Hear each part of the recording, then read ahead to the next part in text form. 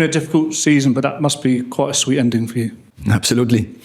And so that's always the best, to end on a high. Then you have the whole summer to enjoy. Do you still expect to be Manchester United manager after the summer? I don't think about this. I'm in a project and we are exactly where we want to be. We're constructing a team. And when I took over, it was a mess at United. And we are on our way to construct a team for the future. And that will go with ups and downs. And what you see is the team is developing, the team is winning. In the end of the day, it's about winning trophies. And a team also plays to an identity. But you need the players to be available. And you need a strong squad in top football. And especially when you play in England, Europe, Premier League, so competitive. So you need very good squad. And you need players available in that squad. And there is still a lot of work to do. But we are exactly where we are. We have a value in the squad. We have high potentials who progressing very good. And we're winning trophies. 2 trophies in 2 years is not bad. 3 finals is not bad. But we have to keep going. I'm not satisfied with it. We have to do better. And if they don't want me anymore, then I go anywhere else to win trophies, because that is what I did my whole career. Hi, Erik. I think in an interview you did in Holland, you said that you'd been told by INEOS that they want to build United around you.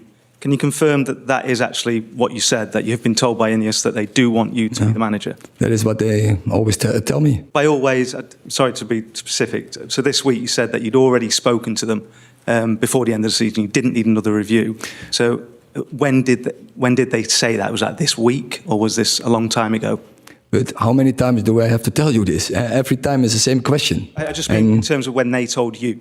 But every time it's the same question. And do I have to repeat myself 10 times, 15 times, 20 times? No, just a day. Just no. Was it this week? Was it? Yeah, but they don't have to tell me every week. If they tell me so often. I never, and I was in some clubs before, that they every day that they come to tell you, you are the best, we want to build with you. When they tell it, and when they don't want anymore, then I will hear it. But they told me many times. After such a terrific win, how harsh would it be if you did lose your job, having just beaten Manchester City? No, not. So when I started here, I said, I'm here to win. And also I want to build a team. Both I'm doing. But if they don't want me anymore, what I said, I go anywhere else. And then I keep going, what I do my whole managing career. Winning games, winning trophies. Erik, if you compare this trophy with your other successes at Ajax, your earlier success, how do you rate this one? And with Utrecht and with Coed Eagles and so everywhere. But it's always difficult to compare. But the FA Cup, that was absolutely one on my bucket list. I think that is such a huge trophy. I'm so happy that we won this trophy with the players, the team, and the staff, because I think it's really a team performance. I know that you probably don't want to make today all about yourself, but do you think that, given the fact that 2 young players who you brought through scored the goals to win the game, is particular vindication for your approach, the way that you've gone about trying to manage this team? I'm so happy. So sometimes it's coming by luck that you develop a young player. But there was a plan. We planned this last summer to bring in Garnacho in the team. And also Kobbie Mainoo. Kobbie Mainoo took an injury, a very bad injury, in the second game of the preseason against Real Madrid after 1 minute. Already that was the first setback. And it was a huge setback for him and for the team. But in the end, we are so happy that we have seen this well. Me as a manager with my coaching staff. So yeah, I'm very happy because I think they have potential to meet the standards you need for absolutely top football. And yeah, we need only more from such players because the depth in the squad is by far not good enough. You've been very honest about all the challenges you faced this season. The club have made a lot of changes to the manager in the past and it's just not worked out for them. Do you think at this stage of sort of your project, it will be a dreadful mistake to make a change? And is the last thing that the club at this stage need? They need some consistency. I don't have to think about this. I don't have to make this decision. But in your own mind, how important is it at this stage that they're at now that the club, in your mind, has stability going forward? Do you think it's just going to be impossible if they keep chopping and changing managers? So when you see the last decade, there were not so many finals for this club. There were not so many trophies for this club.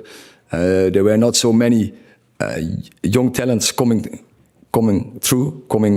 into the first team in high potential. But also, I think in the middle group also developed this season very good. When I think about Diogo Dalot, for instance, as an example, there were also others. We strengthened the squad by our coaching and with our training, but also we need transfer windows to bring better players in, and also players who are always available or often available. Because when the players are not robust enough, and this season the players were not robust enough, you can't deliver consistent performances. In the build-up to today, your owners and bosses have been talking to other managers. Is that disappointing from your perspective? I don't know if they have done this. I can't answer this question. Do you not feel undermined by all of everything playing out in public, though? So I don't know. Maybe you have sources. I don't have them. You've obviously had to deal with a lot of speculation about your future this season, a lot of criticism as the season's gone on about how your team have played and things like that. Getting that medal today, lifting that trophy, what were your emotions? What was sort of going through your head at the end of the season, having been through all that you've been through personally over the last few months? I really enjoyed this final. And first place, of course, by lifting the trophy, but especially the way we played. And then you see all the work we put in together. The staff, the players, in togetherness, we put in to develop and to progress this team. And if you then play in this level against the best team in the world, then I'm very pleased and I'm very happy to saw that. Nobody wants to diminish the achievement today. It's a significant achievement, winning the FA Cup. What I would say to you is that when you say to us that this team is exactly where you want it to be, you've just finished 8th with a minus goal difference. And I know that you talk about injuries, and that is fair, but that is not the only reason. Do you not understand why some people out there have doubts about you because of that? 8th with a negative goal difference for Manchester United is nowhere near where you need to be. When you make it like this, sorry to say this, but then you don't have any knowledge about football and about managing a football team. When you don't have the players available, and then you can't perform. So simple as that. And if that is the opinion, it's no problem. Then I go anywhere else, and I go and keep winning and winning trophies. But that performance today, I know you had players back, I understand that. That performance today with the organisation, the tactics, etc., was such a good performance, but haven't seen a lot of that from an Erik Ten Hag team this season. And that is your responsibility, whoever you have on the field, is it not? No, then you don't understand managing a football team. When the players are not there, I can't train them, I can't coach them, so they can't perform, they can't develop, and we will not get the results we want. Okay, thank you.